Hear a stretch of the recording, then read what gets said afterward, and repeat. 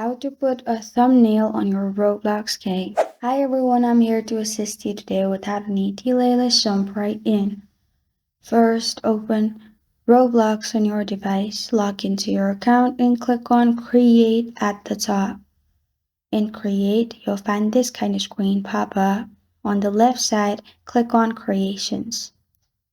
Scroll down and you'll find your game. Click on your game. Now, on the left side, make sure Configure is expanded.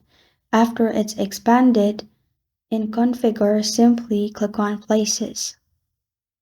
In Places, select your game.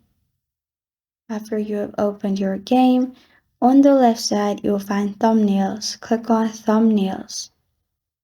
After that, you'll find this kind of screen. In here, click on Upload Thumbnail.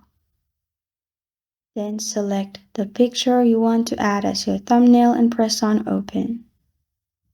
Then press on Save Changes at the bottom and your thumbnail will be added.